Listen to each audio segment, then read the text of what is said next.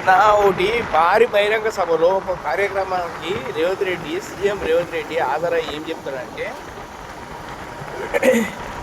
కేసీఆర్ లాస్ట్కి వచ్చే స్ట్రెచ్చర్ మీద పోతాడు, పోయి హాస్పిటల్లో పడతాడు అని చెప్తాడు. జనాలు ఏమనుకుంటారు తెలుసా, రేవంత్ రెడ్డికి సిగ్గు శరము ఏమైతే లేదు, ఏమాత్రం లేదు. ఎందుకు చెప్తున్నారు అంటే జనాలు అనుకున్న మాట ఇది. ఏమి లేదు మనకి, ఒక్క తెలంగాణ తెచ్చిన ప్రదాత, నీళ్లు తెచ్చిన ప్రదాత, తెలంగాణ తెచ్చిన వీరుడు. ఓకే, అది వేరే విషయం. ఒక సాటి మనిషిని ఇంకో సాటి మనిషి హాస్పిటల్లో వాడాలి, స్ట్రెచ్చర్ మీద పోతాడు, వాడు డ్రాలు కూడా తీసుకొడతా, లాగులు కూడా తీసుకొడతా, సిగ్గు మళ్ళీన చర్య అని జనాలు, తెలంగాణ ప్రజలు అనుకుంటున్నారు. సిగ్గు మళ్ళీ చర్య, ఎసుంటోడు దొరికారప్ప సీఎం, ఇంకా మారరా అంటున్నారు జనాలు. పరిపాలన మీద దృష్టి పెట్టరా ఓరి సోడిగా అని జనాలు చెప్తుర్రు. జనాలు అనుకుంటున్న మాట ఇది. జనాలు చెప్తుర్రు మనోడు అవన్నీ ఏం లేదు. అంటే కేసీఆర్, కేటీఆర్, హరీష్ రావు, ఇంకా కవిత, ఇంకా ఇదే లొల్లి, ఇదే బొబ్బ.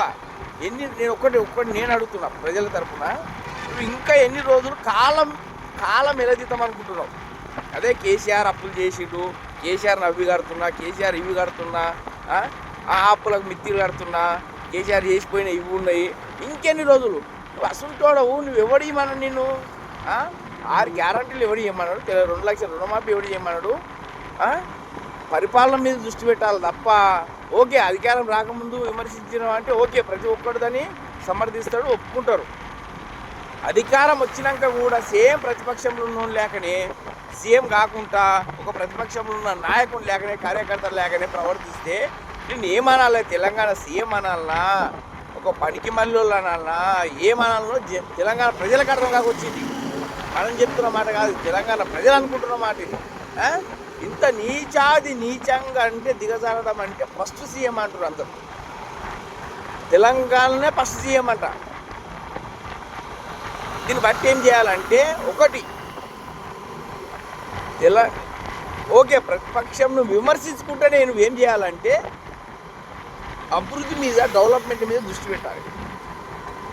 అది అంటారు దాన్ని సీఎం అంటే. అది ఒకటే బొబ్బ, పొద్దు లేచి నుంచి బొబ్బ ఒకటే. ఏంది? కేసీఆర్ అప్పు చేసా, ఇది చెప్పి. మరి నువ్వేం చేసావు? ఇప్పుడు నీ అన్నదమ్ములు సంపాదించుకోకొచ్చిరా? నువ్వు సంపాదించుకుంటలేవా? దోసుకుంటలేవా? ఢిల్లీకి మూటలు పంపిస్తలేవా? ఒక్కొక్కటి ట్యాక్స్ వసూలు చేస్తలేవా? బిల్డర్ల దగ్గర పైసలు వసూలు చేస్తలేవా? ఏం చేస్తలేవు చెప్పు? ప్రతిదీ చేస్తున్నావు. నువ్వు అప్పులు తేలేవా? 2 లక్షల కోట్లు అప్పులు చేసావు ఇప్పటివరకు. 2,50,000 కోట్లు అప్పులు చేసావు. ఇది మన నా పేరు కూడా కానలేదు. వాళ్ళు 10 ఏళ్ళ పరిపాలన చేస్తే 4 లక్షల కోట్లు అప్పని తెలంగాణ అసెంబ్లీ సాక్షి చెప్పిండు హరీష్ రావు. సమాధానం చెప్పనీకే లేదు. ఒకటే బొబ్బ.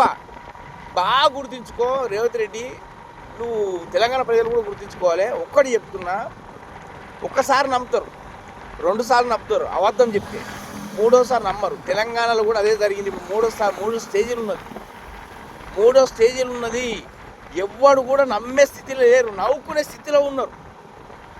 నువ్వు మాట్లాడాలప్పుడు నవ్వుతారు. మీ ఇంట్లో కూడా నవ్వుతారు. అంత దిగజారినవి అంటే అర్థం చేసుకోయాడు. తెలంగాణలో నువ్వు సభ పెట్టి, నువ్వు ప్రెస్ మీట్ పెట్టినా, ఏది పెట్టినా నువ్వు కేసీఆర్ మీదకి పోయినావంటే కదా నవ్వుతారు. వీడు ఇంకెన్ని రోజులు రప్ప వీడి అమ్మ ఇంకా కేసీఆర్ మీద మొత్తుకుంటున్నారు. సామాన్యమైన ప్రజలు కూడా అనుకునే స్థాయికి దిగజారినవు.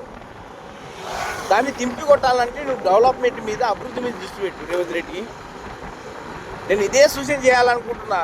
తెలంగాణలో 90% నవలపాలైనవు, ఇంకా 10% అని ఉన్నది. అది మొత్తం నవలపాలు కాకు. అభివృద్ధి మీద, డెవలప్మెంట్ మీద దృష్టి పెట్టి మూగా.